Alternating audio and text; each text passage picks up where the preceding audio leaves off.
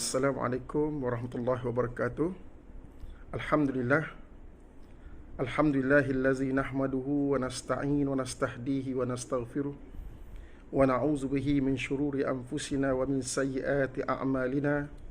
May yahdihillahu fala mudhillalah wa may yudlil fala hadiyalah.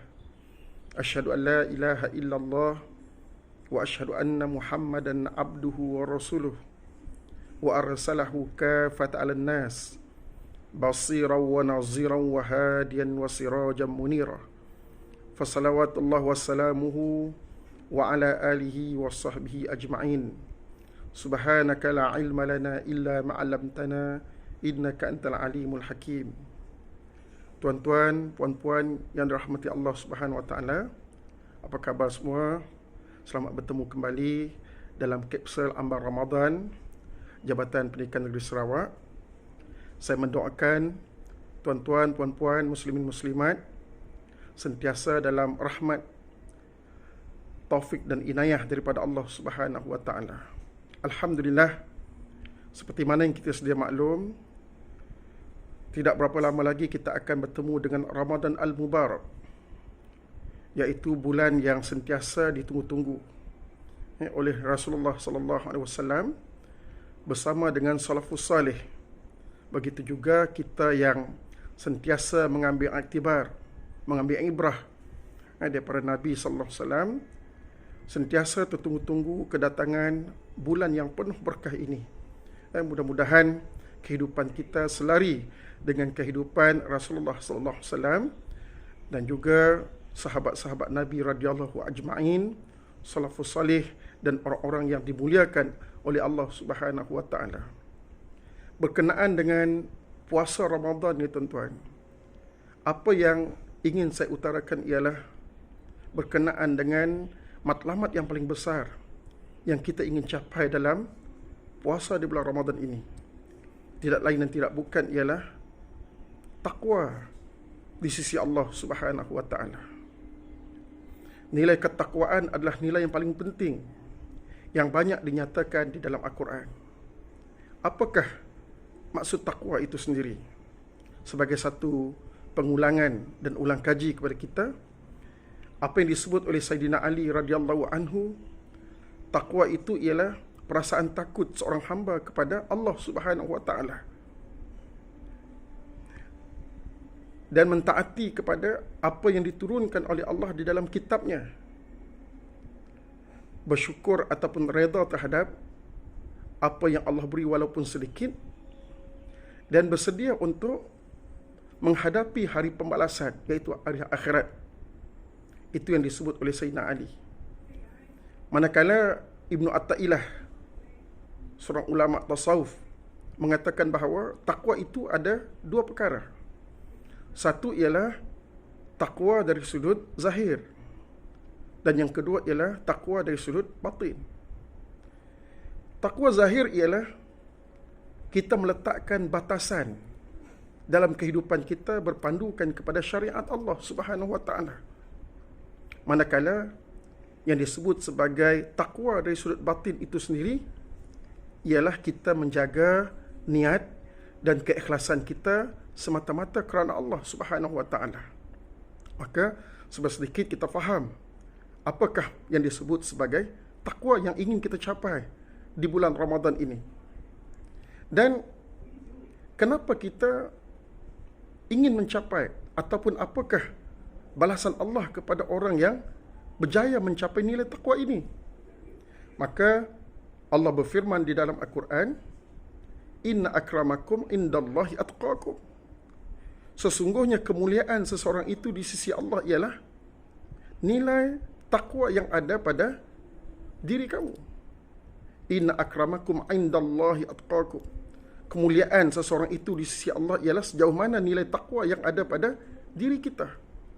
Maknanya, kalau kita ibaratkan dalam kehidupan kita sebagai manusia, katakan seorang suami itu dimuliakan oleh isterinya, maka kita akan lihat isterinya akan melakukan banyak perkara yang menunjukkan dan menzahirkan kemuliaannya terhadap suaminya. Maka di situ kita faham betapa beruntungnya kalau kita dimuliakan oleh seorang isteri. Begitu juga seorang isteri dimuliakan oleh suaminya. Betapa untung dan bahagianya seorang isteri kalau suaminya tadi adalah seorang yang sentiasa memuliakannya.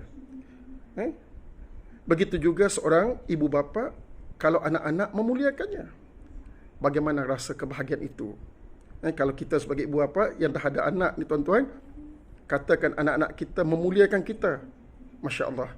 Betapa seronoknya kita, kehidupan keluarga kita dalam keadaan yang saling memuliakan di antara satu sama lain. Begitu juga kalau kita lihat, ibu bapa memuliakan anak-anak. Anak-anak pun rasa seronok dimuliakan oleh ibu bapa. Bayangkan tuan-tuan, kita sebagai seorang hamba dimuliakan oleh Allah Subhanahu Wa Taala. Maka di situ kita lihat betapa pentingnya kemuliaan tadi, yang mana kalau seorang itu dimuliakan oleh Allah, maka kehidupannya bukan sahaja di dunia ini akan bahagia, bahkan yang paling penting tuan-tuan, bila di akhirat nanti Allah muliakan orang ini dengan kemuliaan nikmat-nikmat yang tak pernah dipandang oleh mata, tak pernah terfikir oleh minda kita, dan tak pernah dirasai oleh jiwa sanubari seseorang hamba. Maka itu yang akan Allah berikan kepadanya nanti di akhirat bila Allah muliakan. Dan begitu juga Allah berfirman di dalam Al-Quran, wasari'u ila maghfiratin min rabbikum wa jannatil arduha as-samawati wal ard u'iddat lil muttaqin. Allah kata, bersegeralah kamu untuk mendapat pengampunan daripada Allah Subhanahu Wa Taala, dan bersegeralah kamu untuk mendapatkan syurga Allah, yang mana syurga tersebut luasnya ialah di antara langit dan bumi, seluas langit dan bumi. U'iddat lil muttaqin, disediakan oleh Allah untuk orang-orang yang bertakwa. Bayangkan tuan-tuan, Allah menjanjikan kepada orang yang bertakwa itu syurga. Masya Allah. Untuk kita membincangkan tentang syurga ini, boleh kita rujuk, apakah nikmat-nikmat yang Allah akan bahagiakan orang yang memasuki syurga Allah Subhanahu Wa Taala. Oleh sebab itu, bagaimana ataupun apakah kaedah puasa ini boleh melahirkan insan itu menjadi orang bertakwa? Bayangkan tuan-tuan, Allah dengan sifat kerahiman, kasih sayang Allah, Allah jadikan bulan puasa ini sebagai satu bulan yang penuh dengan nikmat, memberi peluang kepada umat manusia yang beriman kepada Allah untuk mencapai syurga Allah Subhanahu Wa Taala. Kerana di dalam puasa ini Allah telah menyediakan banyak ruang-ruang ataupun banyak ibadat-ibadat yang boleh mendekatkan diri manusia kepada Allah Subhanahu Wa Taala. Kerana takwa itu tidak boleh kita hanya angan-angan. Takwa itu tidak boleh dilafazkan begitu saja, melainkan ada usaha untuk kita cuba untuk mendapatkannya. Sebab itu Allah menyebut di dalam Al-Quran, fa'alhamaha fujuraha wa taqwaha qad aflaha man zakkaha wa qad khaba man dassaha. Demi jiwa manusia dan penyempurnaannya, Allah ilhamkan ke dalam jiwa manusia itu dengan sifat fujuraha, dengan fujur, dan juga ketakwaan, kejahatan dan ketakwaan. Maka beruntunglah qad aflaha man zakkaha, beruntunglah orang yang menyucikan jiwa tersebut, dan rugilah orang yang mengotorkan jiwa tersebut. Maknanya terpulang kepada kita sebagai manusia berusaha untuk membersihkan jiwa kita supaya kita boleh menjadi orang yang bertakwa. Misal kata, puasa ini tuan-tuan adalah waktu yang paling sesuai untuk kita menyucikan jiwa kita. Kalau kita lihat dalam ibadat-ibadat yang lain, misal kata dalam ibadat solat, bermula dengan kita angkat takbiratul ihram sampai kita memberi salam, maknanya kita tidak boleh memfokuskan qasad kita, niat kita untuk perkara lain, melainkan untuk Allah Subhanahu Wa Taala. Begitu juga ibadat-ibadat yang lain, ibadat haji misal kata, kita berniat sampailah habis masyair, kita menunaikan kefarduan wajib haji itu, maka tamatlah ibadat haji tersebut. Tetapi dalam puasa tuan-tuan, bermula dengan terbitnya fajar, kita berniat. Sebelum terbitnya fajar, kita berniat. Bermula fajar, kita dah bermula berpuasa. Sampailah azan maghrib, masuk waktu maghrib, maka dikira satu hari kita berpuasa kepada Allah Subhanahu Wa Taala. Bayangkan, dalam keadaan satu hari tersebut, di situlah kita melakukan selain pada kita solat, selain pada kita baca Al-Quran, selain pada kita melakukan ibadah-ibadah khusus ataupun ibadah-ibadah yang lain, seorang hamba Allah tadi ataupun kita tadi melaksanakan amalan harian kita seperti biasa. Kita pergi bekerja, bertemu dengan rakan-rakan, sepejabat dan sebagainya, pergi ke bazar Ramadan, kalau waktu biasalah, ataupun ketika apa yang kita lakukan, kita tidak boleh, niat kita tadi tidak boleh lari daripada kita sentiasa ingat akan Allah Subhanahu Wa Taala. Kita cuba menjaga setiap detik, setiap saat, setiap amal perbuatan kita sepanjang hari tersebut.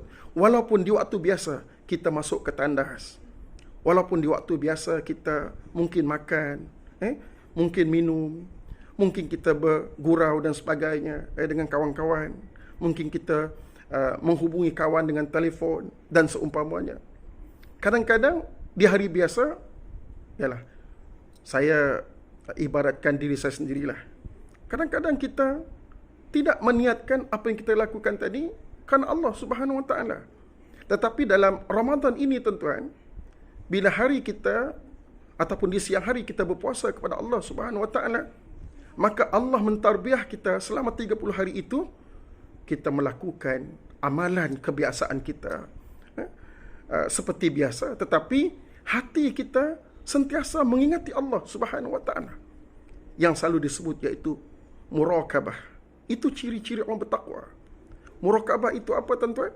Muraqabah ialah kita sentiasa dekat, membayangkan kita sentiasa dilihat oleh Allah Subhanahu Wa Taala.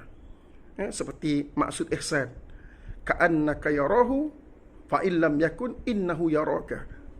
Dalam setiap perkara yang kita lakukan, seakan-akan kita melihat Allah, seakan-akan Allah melihat kita.